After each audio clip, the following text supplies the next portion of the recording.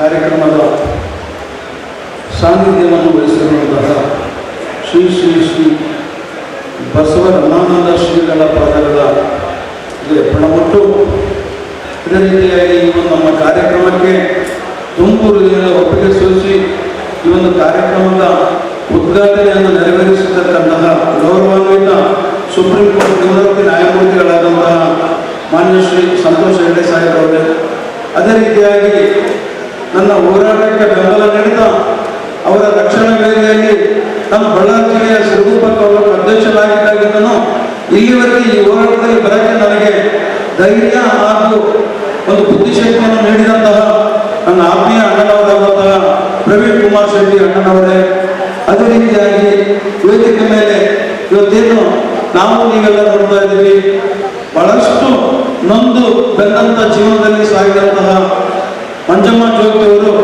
ಹಿಂದೆ ಬಹಳಷ್ಟು ಇದ್ರು. ಇವತ್ತು ಪದ್ಮಶ್ರೀ ಪ್ರಶಸ್ತಿವರಿಗೆ ಬಂದು ಇವತ್ತು ನನ್ನ ಸದಾ ಆರೈಸ್ತಾ ಇವತ್ತು ಮಾತಾ ಮಂಜಮ್ಮ ಜೋಗಿಯಾಗಿ ಇಡೀ ರಾಜ್ಯದ ಮನೆ ಮಾತಾಗಿರುವ ಮಾನ್ಯ ಶ್ರೀ ಮಂಜಮ್ಮ ಜೋಗಿ ಅವರೇ, ವೇದಿಕೆ ಮೇಲೆ ಇರುವಂತಹ ಭಾರತೀಯ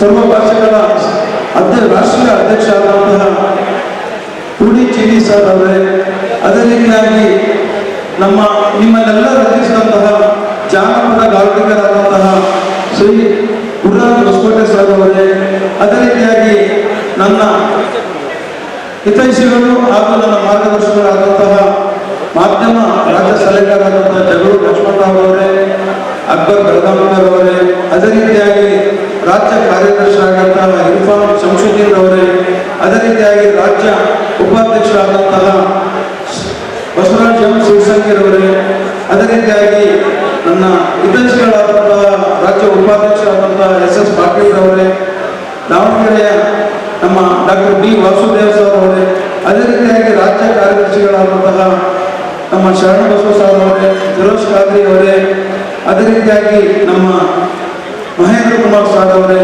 ಹಾಗೂ ಖಜಾಂಚಿಗಳಾದಂತಹ ಮಂಜುಳರವರೇ, ಹಾಗೂ ರಾಜ್ಯದ 30 ಜಿಲ್ಲೆಯ ಜಿಲ್ಲಾಧ್ಯಕ್ಷಗಳೇ, ರಾಜ್ಯ ಕಾರ್ಯಕಾರಿ ಸಮಿತಿ ಸದಸ್ಯರೇ, ಹಾಗೂ ತಾಲೂಕು ಅಧ್ಯಕ್ಷಗಳೇ, ಹಾಗೂ ಪೊಲೀಸ್ ವೃಂದದವರೇ, ಹಾಗೂ ಸಮಸ್ತ ನನ್ನ ಅಣ್ಣತಮ್ಮಂದಿರು,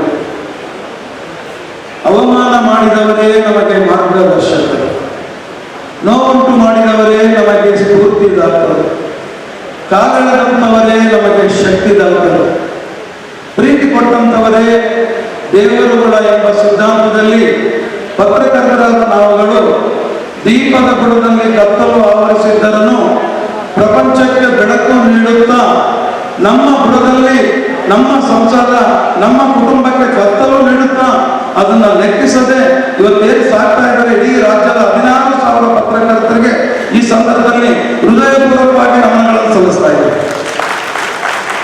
ಇದರ ಜೊತೆಗೆ ಸ್ವಾತಂತ್ರ್ಯ ಬಂದು 75 ವರ್ಷ ಕಳೀತಾ ಬಂದ್ರು ನಮ್ಮ ಪತ್ರಕರ್ತರ ಹಕ್ಕುಗಳು ಸ್ಪಷ್ಟವಾಗಿ ಉಲ್ಲಂಘನೆ ಆಗ್ತಾ ಇವತ್ತು ಸರ್ಕಾರಗಳು ಕಣ್ಣು ಮುಚ್ಚಿ ಕೂತ್ಕೊಂಡಿರೋದು ತಮಗೆಲ್ಲ ಗೊತ್ತಿದೆ. ಜಾಣ ಕುರುಡುತನದಿಂದ ಇವತ್ತು ಬಂದಿರಂತ ಪ್ರತಿ ಸರ್ಕಾರಗಳು ಹೋಗ್ತಾ ಇದೆ.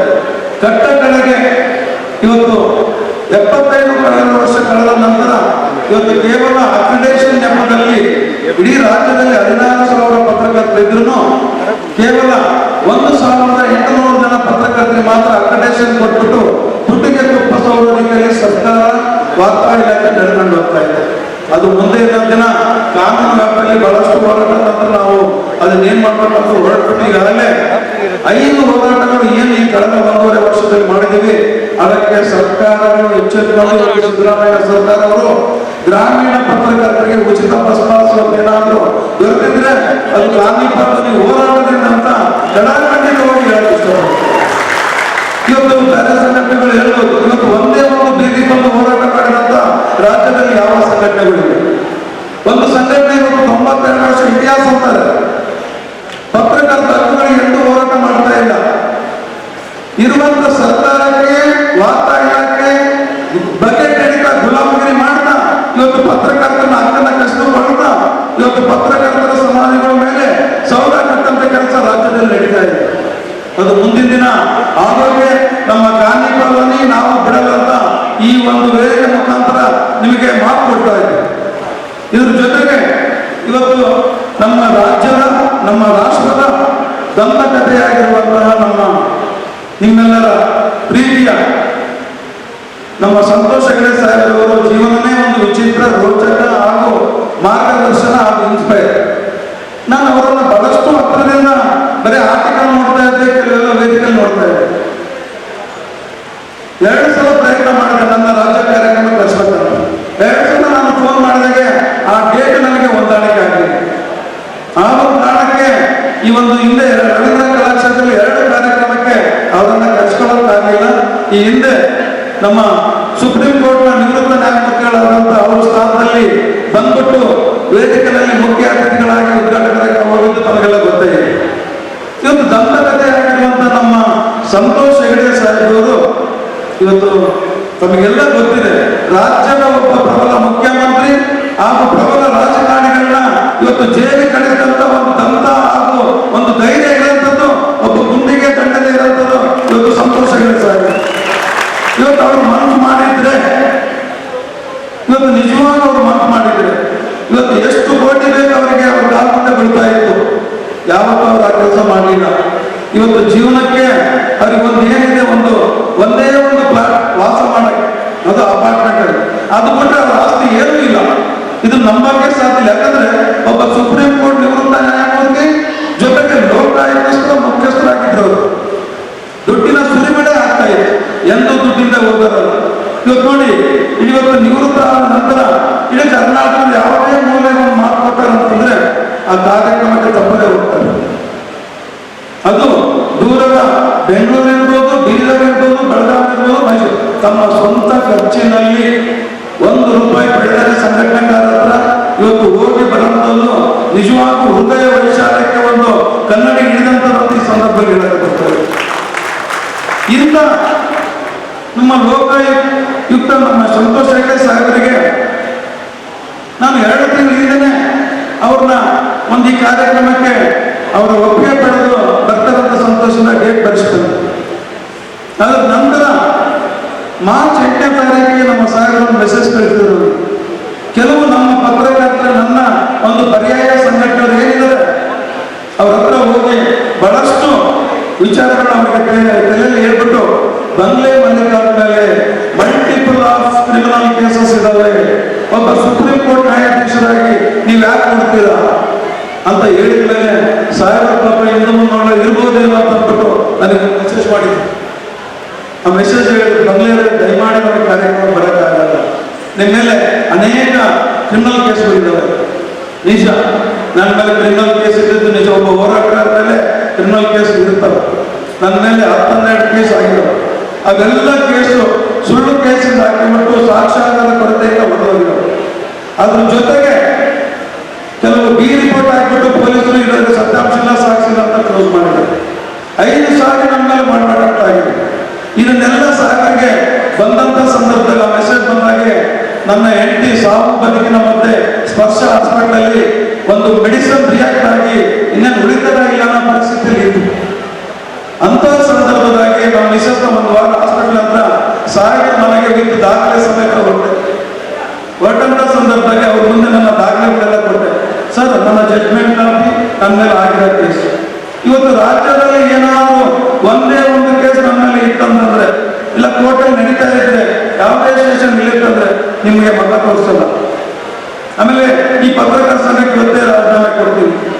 ಸಾರ್ವಜನಿಕರ ಬದುಕಿನಲ್ಲಿ ನಾನು ಹಿಂದೆ ಸತ್ತವರನ್ನ ಅವ್ರಿಗೆ ಮಾತು ಕೊಟ್ಟಾಗೆ ನನ್ನ ದಾಖಲೆ ನೋಡಿ ನನ್ನ ಬೆನ್ನಟ್ಟಿ ಬಂದ್ಲೆ ಆಯಾಮ ಇದ್ದೀವಿ 100 ಜನ ಹೇಳಿದ್ರೆ ನಾನು ನಮ್ಮ ಕಾರ್ಯಕ್ರಮ ಬರ್ತೀನಿ ಅಂತ ಹೇಳಿ ಬಂದಿದ್ದಾರೆ. ಅದಕ್ಕೆ ದೊಡ್ಡ ಮಟ್ಟದಾಗಿ ಅವಾಗಲೇ ಈ ಸಂದರ್ಭದಲ್ಲಿ ಹೇಳಕ್ಕೆ ಇಷ್ಟಪಡ್ತಾರೆ. ಇವತ್ತು ಸಮಸ್ಯೆಗಳನ್ನ ಎದುರಿಸುವಂತವರಿಗೆ ಸಮಸ್ಯೆಗಳು ಬರ್ತವೆ. ಇಂಥ ಒಂದು ಸಂದರ್ಭದಲ್ಲಿ ಈ ರೀತಿ ಇವತ್ತು ನೋಡಿ, ಇವತ್ತು ಸರ್ಕಾರಿ ನೌಕರರಿಗೆ ತಮಗೆಲ್ಲ ಗೊತ್ತಿರಂತೆ ಯಾವುದೇ ನಮ್ಮ ಪತ್ರಕರ್ತರು ಏನಾದರೂ ವಿಶೇಷವಾಗಿ ಅವ್ರ ಬಗ್ಗೆ ವರದಿ ಮಾಡಕ್ ಹೋದ್ರೆ ನಮ್ಮ ಪತ್ರಕರ್ತರ ಮೇಲೆಲ್ಲ 353 ಆಗ್ತಾರೆ.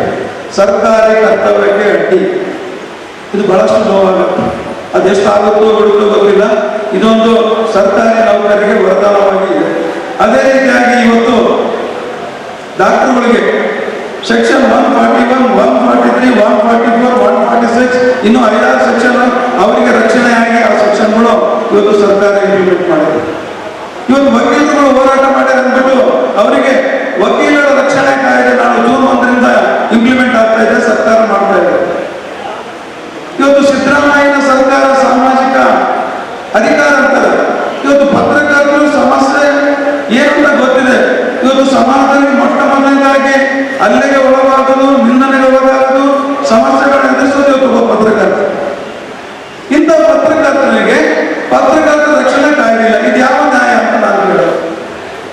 ಈ ಹಿನ್ನೆಲೆಯಲ್ಲಿ ಈ ಎಲೆಕ್ಷನ್ ಮುಗಿದ ನಂತರ ಪ್ರಮುಖವಾಗಿ ಪತ್ರಕರ್ತರ ರಕ್ಷಣಾ ಕಾಯ್ದೆ ಜೊತೆಗೆ ನಿವೃತ್ತರಾಗುವಂತಹ ಪ್ರತಿಯೊಬ್ಬ ಪತ್ರಕರ್ತರಿಗೆ ಮಾರ್ಗದರ್ಶನ ದೊರೆಯಲೇಬೇಕು. ಜೊತೆಗೆ ಇವತ್ತೇನು ಕಾರ್ಯನಿರ್ವಹಿಸಿದರೆ ಪತ್ರಕರ್ತರಿಗೆ ನಮ್ಮ ಬಂಡವಾಳ ಸಾಹಿಗಳು ಹೇಗೆ ಇವತ್ತು ಲೈಫ್ ಇನ್ಸೂರೆನ್ಸ್ ನೀಡಬೇಕು. ಇವತ್ತು ಕಾರ್ಮಿಕ ಇಲಾಖೆ ಸರ್ಕಾರ ಎರಡು ಮೌನಾಚರಣೆ ಒಬ್ಬರಿಗೊಬ್ಬರು ಒಂದು ಅವಿನಾಭಾವ ಸಂಬಂಧ ಇರೋದ್ರಿಂದ ಇವತ್ತು ಪತ್ರಕರ್ತರ 16,000 ಪತ್ರಕರ್ತರು ರೋಡಿಗೆ ಬಿದ್ದಿದ್ದಾರೆ. ಇವತ್ತು ಯಾವ ಪತ್ರಕರ್ತರಿಗೆ ಇನ್ಸೂರೆನ್ಸ್ ಇಲ್ಲ. ಇಂಥ ಒಂದು ಸಂದರ್ಭದಲ್ಲಿ ಇವತ್ತೇನು ನಾವೇನು ಬದುಕ್ತಾ ಇದ್ದೀವಿ. ಜೊತೆಗೆ ಇವತ್ತು ಕರ್ನಾಟಕ ಕಾರ್ಯನಿರತ ಪತ್ರಕರ್ತರ ಸಂಘದ ಕೈಯಲ್ಲಿ 31 ಜಿಲ್ಲೆಯ ಪತ್ರಿಕಾ ಭವನಗಳು ಅವರಿಗೆ ಆಸ್ತಿಗೆ ಬರಕೊಟ್ಟಿದ್ದಾರೆ ಅನ್ನೋ ರೀತಿಯಲ್ಲಿ ಇವತ್ತು ಸರ್ಕಾರ ಕೊಟ್ಟಿದೆ. ಇದು ತಪ್ಪು ಅಂತ ನಮ್ಮ ಭಾವನೆ. ಇದ್ರ ವಿರುದ್ಧ ನಾಳೆ ಜೀವನದಿಂದ ದೊಡ್ಡ ಹೋರಾಟ ಆಗುತ್ತೆ. ಜೊತೆಗೆ 5 ಹೈಕೋರ್ಟ್ ಅಲ್ಲಿ ನಮ್ಮ ಕಾರ್ಯಕರ್ತರಿಂದ ರಿಫೈಲ್ ಮಾಡಿಸಿದಂತ ಈ ಸಂದರ್ಭದಲ್ಲಿ ನೀವು ಮಾತು ಕೊಡ್ತಾ ಇದ್ದೀನಿ. ಮುಂದಿನ ದಿನದಲ್ಲಿ ಪತ್ರಿಕಾ ಭವನಗಳು ಪತ್ರಿಕಾ ಭವನ ಆಗಿರ್ಬೇಕೆ ಹೊರತು ಯಾವುದೇ ಸಂಘದ ಕೈಯಲ್ಲಿ ಇರಬಾರ್ದು ಅಂದ್ಬಿಟ್ಟು ನನ್ನ ಸ್ಪಷ್ಟ ಅಭಿಪ್ರಾಯ. ಯಾವುದೇ ಪತ್ರಕರ್ತರ ಸಂಘಟನೆಗೆ ಅಲ್ಲಿ ಕಾರ್ಯನಿರ್ವಹಿಸಿತು. ಇನ್ನು ಈ 2ನೇ ರಾಜ್ಯ ಸಮ್ಮೇಳನಕ್ಕೆ ಬಹಳಷ್ಟು ಅಡ್ಡಿ ಆತಂಕಗಳು ಹೆಜ್ಜೆಗೂ ನಮಗೆ ಎದುರಾಗಿದೆ. ನನಗಿರ್ಬೋದು, ನಮ್ಮ ಭಾನುಪ್ರಕಾಶ್ ಜಿಲ್ಲಾಧ್ಯಕ್ಷರಿರ್ಬೋದು, ಗುರುಪ್ರಸಾದ್ ಇರ್ಬೋದು, ನಮ್ಮ ದೇವನಹಳ್ಳಿ ಬಹಳಷ್ಟು ನಾವು ಎದುರಿಸಿದ್ವಿ. ಆದರೂ ತೃಪ್ತಿಗೆಡಲ್ಲ. ಯಾವತ್ತಿದ್ರೂ ಸಹಾಯ ಜನ್ಮ ಧೈರ್ಯವಾಗಿ ನೋಡ್ತೀವಿ. ಅದ್ರ ಇವತ್ತು ನೋಡಿ, ಇವತ್ತು ನಮಗೆ ಯಾರೋ ಪುಣ್ಯಾತ್ಮರು ಬ್ಯಾಗ್ ಕೊಡ್ತೀವಿ ಅಂತ ಹೇಳಿದ್ರು, ಗಿಫ್ಟ್ ಕೊಡ್ತೀವಿ ಅಂತ ಹೇಳಿದ್ರು. ಇವತ್ತು ಕೋಡ್ ಆಫ್ ಕಾಂಟ್ಯಾಕ್ಟ್ ಬಂದೋದಕ್ಕೆ ಎಲ್ಲಿ ನಮ್ಮ ಹೆಸರು ಅದ್ರ ಮೇಲೆ ಬರಲ್ಲ ದೃಷ್ಟಿಯಿಂದ ಇವತ್ತು ಕೋಡ್ ಆಫ್ ಕಾಂಟ್ಯಾಕ್ಟ್ ಇಂದ ಅದು ತಪ್ಪಿದೆ. ಬೇಡ ಸ್ನೇಹಿತರೆ, ಮುಂದಿನ ದಿನ ಇದಕ್ಕಿನ ಅದೃಷ್ಟ ನಾವು ಪಡೆಯೋಣ. ಇವತ್ತು ಬರೆದಿದ್ರು ಪರವಾಗಿಲ್ಲ, ನಿಗದಿತ ಟೈಮಲ್ಲಿ ಏನ್ ನಾವು ಇವತ್ತು ಕಾರ್ಯಕ್ರಮ ಮಾಡಿದ್ವಿ ಅದಕ್ಕೆ ಸಂತೋಷ ಪಡೋಣ ಅಂತ ಈ ಸಂದರ್ಭದಲ್ಲಿ ತಮ್ಮ ಗಮನಕ್ಕೆ ನಾನು ತರಕ್ಕೆ ಇಷ್ಟಪಡ್ತಾ ಇದ್ದೀನಿ. ಇನ್ನು ನಮ್ಮ ಮಂಜಮ್ಮ ಜೋಗತಿಯವ್ರ ಬಗ್ಗೆ ಹೇಳ್ಬೇಕಂದ್ರೆ ಬಹಳಷ್ಟು ಇದೆ. ಭಾರಿ ಹತ್ತಿರದಿಂದ ಆಯಮ್ಮನ ನಮ್ಮ ಜೀವನ ನೋಡಿದೆ. ಹಿಂದೆ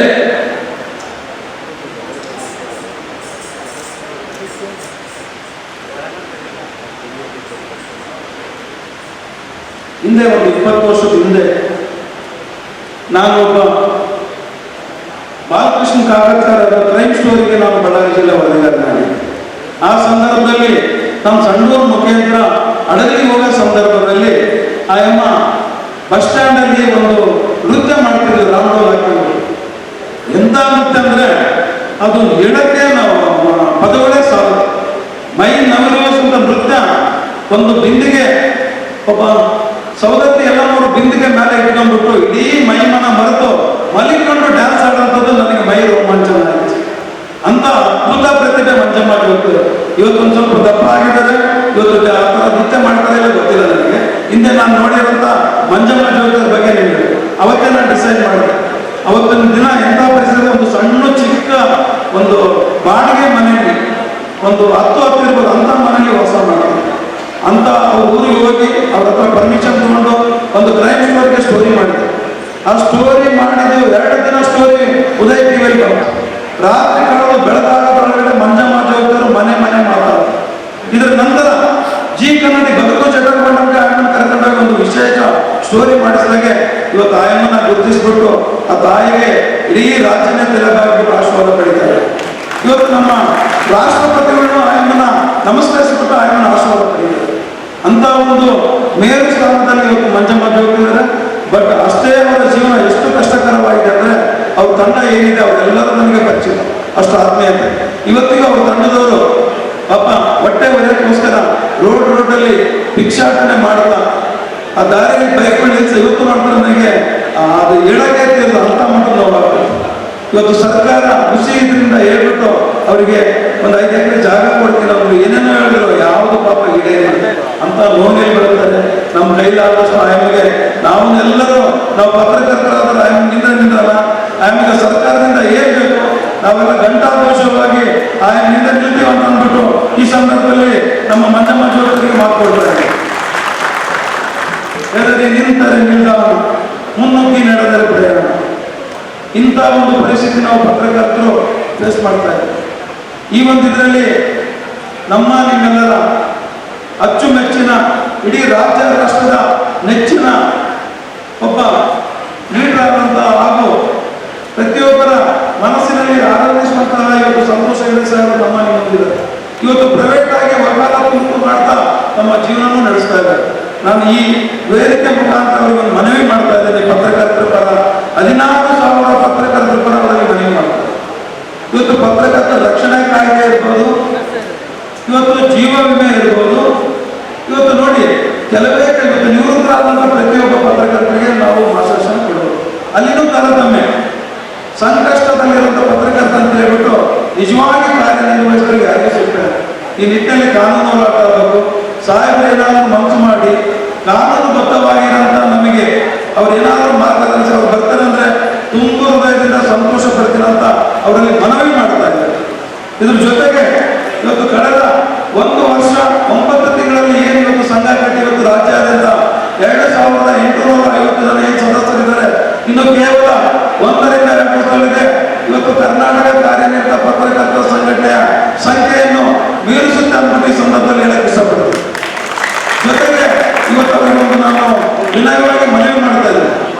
ಒಂದು ಲೇಬರ್ ಆಕ್ಟ್ ನಲ್ಲಿ ನೋಂದಣಿ ಆದಂತ ನಿಜವಾಗಿ ಪತ್ರಕರ್ತರ ಪರ ಇದ್ಬಿಟ್ಟು ಪತ್ರಕರ್ತರ ಪರ ನೀವು ಹೋರಾಟ ಮಾಡಿದ್ದೇ ಆಯ್ತಂದ್ರೆ ನಿಜವಾಗಿ 16,000 ಪತ್ರಕರ್ತರ ಜೀವನ, ಅವರ ಕುಟುಂಬ ಮಂದಹಾಸದಿಂದ ಬೀಳ್ತಕ್ಕಂತ ಹೇಳೋದ್ರ ಜೊತೆಗೆ ಇವತ್ತು 1 ವರ್ಷ 9 ತಿಂಗಳಿಂದ ನನ್ನ ಸದಸ್ಯರುಗಳು ಏನಿತ್ತು ರಾಜ್ಯಾದ್ಯಂತ ಅನುಭವಿಸಿದ ಕಷ್ಟಗಳಿರ್ಬೋದು, ಆ ಸಂಘಟನೆ ಕಿರುಕುಳ ಎಲ್ಲವೂ ಸಹಿಸಿಬಿಟ್ಟು ತಮ್ಮ ತಾವು ಮಾಡ್ತಾ ಇರೋದ ಏನು ಕೆಲವು ವೃತ್ತಿ ಏನಿದೆ ತಮ್ಮ ಪತ್ರಿಕೆಗಳು ಅಲ್ಲಿಂದ ಎಷ್ಟು ಕಷ್ಟಕೊಂಡ್ರು ಧೈರ್ಯವಾಗಿ ನಿಂತು ಇಲ್ಲಿವರೆಗೆ ನಡೆಸ್ಕೊಂಡು ಬಂದಿರಲ್ಲ. ಇನ್ನು ಕೇವಲ 1 ವರ್ಷ ಮಾತ್ರ ಈ ಕಷ್ಟ ನಮಗೆ. ಮುಂದೆ ನಮ್ಮ ಬಲಾಢ್ಯ ಆದ್ಮೇಲೆ ಎಲ್ಲ ತಾನೇ ಬರ್ತದೆ. ಇವತ್ತು ಸರ್ಕಾರದ ನಮಗೆ ಸಪೋರ್ಟ್ ಇಲ್ಲ, ನಮ್ಮಲ್ಲಿ ಫಂಡೂ ಇಲ್ಲ. ಆದ್ರೂ ಅನಿಯತಿಗೊಳಿಸ್ಬಿಟ್ಟು ಒಂದು ಪ್ರೀತಿ ವಿಶ್ವಾಸಕ್ಕೆ ಇಡೀ ರಾಜ್ಯಾದ್ಯಂತ ಯಾವುದೇ ಹೋರಾಟ ನಾನು ಕರೆದ್ರು, ಯಾವುದೇ ಕಾರ್ಯಕ್ರಮ ಕರೆದ್ರು, ಯಾವುದು ಅಪೇಕ್ಷಿಸದೆ ಇಷ್ಟು ಮಟ್ಟದಲ್ಲಿ ಬಂದು ಸೇರ್ತಿರಲ್ಲ, ಅದು ಯಾವ ಜನ್ಮದ ಋಣಾನುಬಂಧನ ಗೊತ್ತಿಲ್ಲ. ಇಷ್ಟು ಅಭಿಮಾನ ಇಟ್ಟಂತ ಒಂದು ಇವತ್ತು ಪ್ರಮಾಣ ಮಾಡ್ತೀನಿ. ನನ್ನ ಜೀವನ ಉಸಿರಿನವರಿಗೆ ಪತ್ರಕರ್ತರ ಈ ಒಂದು ಹೋರಾಟ ಜೊತೆಗೆ ಏನು ಬೇಡಿಕೆ ಇವು ಈಡೇರೋವರೆಗೂ ನಾನು ವಿಶ್ವಾಸವಿಲ್ಲ. ಇದ್ರ ಜೊತೆಗೆ ಮುಂದುವರಿತೀನಿ ಅಂತ ಮಾತುಕಡ್ತಾ ನಮ್ಮ ಇಲ್ಲಿ ಮಾತಾಡಲು ಅವಕಾಶ ಮಾಡಿಕೊಟ್ಟಂತ ತಮ್ಮೆಲ್ಲರಿಗೂ, ವೇದಿಕೆ ಮೇಲಿರುವಂತ ಎಲ್ಲ ಗಣ್ಯರಿಗೂ, ಜೊತೆಗೆ ನಮ್ಮ ಸ್ವಾಮೀಜಿಯವರ ಮೊನ್ನೆ ಒಂದು ಕಾರ್ಯಕ್ರಮ ಇಲ್ಲಿ ನಮ್ಮ ಸಿದ್ದರಾಜಯ್ಯನವರು ನನ್ನ ಕಾರ್ಯಕ್ರಮಕ್ಕೆ ಮುಖ್ಯ ಅತಿಥಿಯಾಗಿ ಕರೆದಿದ್ದರು. ಸಾಹಿತ್ಯ ಪರಿಷತ್ ಕಾರ್ಯಕ್ರಮ. ಸ್ವಾಮೀಜಿಯವರ ಭಾಷಣದ್ದು ಒಂದು ಅರ್ಥಗರ್ಭಿತ ಒಂದೊಂದು ವಾಕ್ಯನೂ ಮನಸ್ಸಿನಲ್ಲಿ ಉಳಿತಾರೆ. ಅಂತ ಮಟ್ಟದಾಗಿ ಅವರು ಹಿತವಚನವನ್ನು ತಮಗೆ ಹೇಳ್ತಾರೆ. ಅವರು ಮಾತಾಡ್ತಿದ್ರೆ ಆ ಒಂದು ಹೊತ್ತು ಹೋಗೋದೇ ಗೊತ್ತಾಗಿದೆ. ನಿಜವಾಗ್ಲೂ ಅಷ್ಟು ಮಟ್ಟದಾಗಿ ನಾನು ಅವರಿಗೆ ಇದಾಗಿದೆ. ಜೊತೆಗೆ ನಮ್ಮ ಪ್ರವೀಣ್ ಚೇತಣ್ಣನವರು ಯಾವಾಗಲೂ ನಮ್ಮ ಸಂಘಟನೆಯಿಂದ ನೀವು ಯಾವುದೇ ತೊಂದರೆ ಆಗಿದ್ರು ಬರೀ ಇವತ್ತು ನಮ್ಮ ಕಾಣಿಪದಲ್ಲಿ ಇಲ್ಲ, ಇಡೀ ರಾಜ್ಯಾದ್ಯಂತ ರಕ್ಷಣಾ ವೇದಿಕೆ ನೀವು ಹಿಂದೆ ಇರ್ತೀನಿ ಅಂತ ಅವ್ರ ಮಾತಿಂದನೇ ತಮಗೆ ಹೇಳ್ತಾರಂತ ಈ ಸಂದರ್ಭದಲ್ಲಿ ಹೇಳ್ತಾ ಇಲ್ಲಿ ಮಾತಾಡೋ ಅವಕಾಶ ತಮಗೆಲ್ಲ ವಂದಿಸುತ್ತಾ ಈ ನನ್ನ 4 ಮಾತು ಮುಗಿಸ್ತಾ ಇದ್ದೀನಿ. ಜೈ ಹಿಂದ್, ಜೈ